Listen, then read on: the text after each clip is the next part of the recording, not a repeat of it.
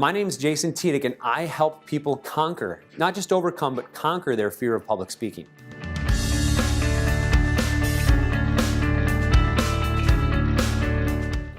I gotta tell you, this changes the game. This is a first paradigm shift, as it turns out that this fear of public speaking is really just a big negative speaking belief. And it comes from negative what? Experiences. We're going to turn that into a positive speaking belief that comes from positive experiences. Before you even go on stage, you have to ground yourself. And by the way, everything I'm about to teach you, you can use in any meeting. You can use with your significant other. You can use this with your kids or your parents. You can use this with any person on the planet if you want to be more attractive. And the first step to ground yourself is to physically ground yourself. Then we're going to learn how to mentally ground ourselves. And then I'll teach you how to create, practice, and deliver amazing presentations.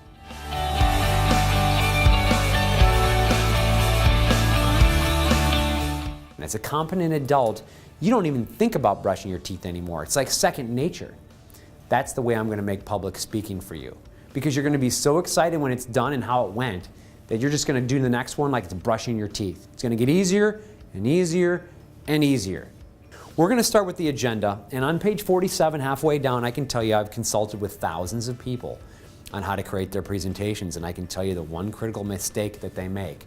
Halfway down on page 47 is they focus on what they want rather than what the audience wants. What every audience wants to know is what's in it for them, but that's only the first step. Highlight this. You have to make it clear why they'd want it. Have to make it clear why they'd want it. I'm going to show you how to create your blueprint of the exact things to say while your slides are up. Literally, you're going to have the blueprint for what to say as this slides up, the blueprint for what to say as this slides up. How is this going to help you with your nerves if you know exactly what to say for every slide? They're going to go away. And this works for meetings, this works for presentations of 100,000 people and presentations of 2 people. And I know because I've done both personally with this method. Works for all of them.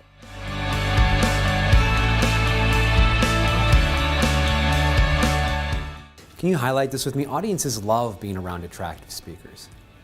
That's because attractive speakers help unleash what's already inside of them. See, when others are around attractive speakers, they think they can do what? Anything. Why is that? Why are attractive speakers so attractive? And the answer is they've done the work that I'm going to teach you in this chapter on themselves. They've done the work. They're grounded. If you come across as ungrounded and stressed, then the audience is going to be ungrounded and stressed. But if you're grounded and not stressed, you're going to be attractive because they can't get that anywhere else. They have to get it from you. Make a note, people who are vulnerable are very attractive. Isn't that interesting? If I'm willing to be vulnerable with you and tell you that I really struggle with my presentations, struggled, and I had a lot of fear, that's much more attractive than say, yeah, I'm good. I never struggled, but I'm here to teach you.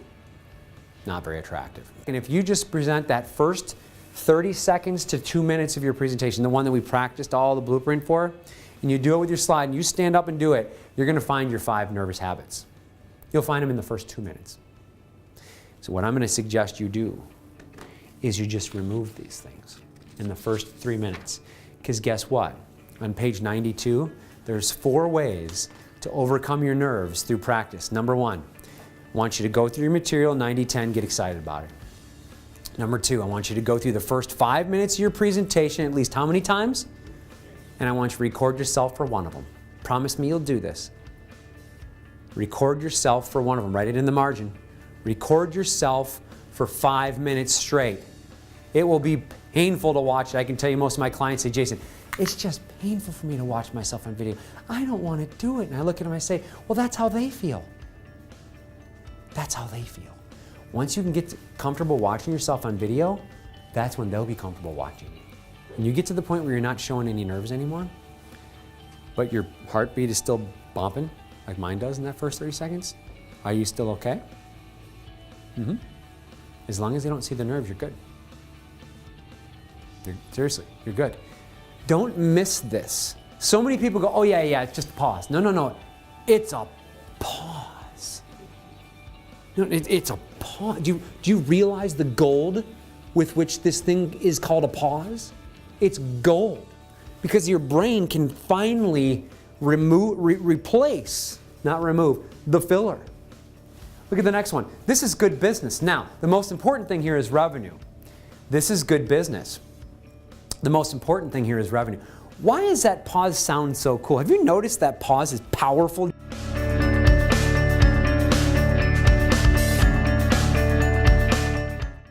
And this is big. Before you even do your presentation, I'm going to suggest you apply 10 ways to relax before you begin. You're not going to do all 10. You're going to pick your favorites. But these are my favorite 10. And I wish somebody had given these to me a long time ago. Here's the thing. If you lose your place, most people will say something like, oh, I forgot what I was going to say. Don't do that. Or they'll say, oh, I lost my train of thought. Oh, bad move. Do you want to be around a speaker who loses his train of thought? No. So if you look on page 115, what you do instead is you what, Gina? I told you this before. Page 115 at the top. You pause for 3 seconds. That's it. Another thing you can do is just ask the audience what questions they have. Can you ask for questions at any time? Sure. So instead of saying, you know, I totally lost my train of thought. Let me think what I was going to say. I just say, well, what questions do you have? And they think I meant to do that. If you do the circle of knowledge, you're going to get the fear to go away almost instantly and almost always forever. So if you just do this, you're going to be golden. But there are going to be times where somebody might heckle you or something might happen, like a teleprompter goes to something, where you're going to need another technique. Here's the first one. I want you to highlight this at the bottom of 132. Tell yourself you're enough. You might look at this and go, what are you talking about? Tell myself I'm enough. Well, look on page 133. You drop your mother's fine china. You're still enough. Your audience member decides to leave your presentation right in the middle. You're still enough. Your teleprompter stops in the middle of a presentation. You're still enough. Look at the box. Highlight this. Laughter and curiosity conquers fight or flight. If somebody walks out of the presentation in the middle of your presentation, what's the negative thought that could be? Oh, I'm terrible. I'm losing them.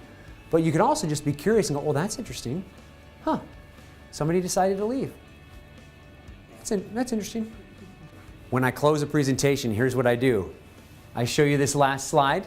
Remember, or second to last slide. Remember this thing? You just learned over 130 techniques to help you conquer your fear of presenting and deliver a seamless, confident presentation.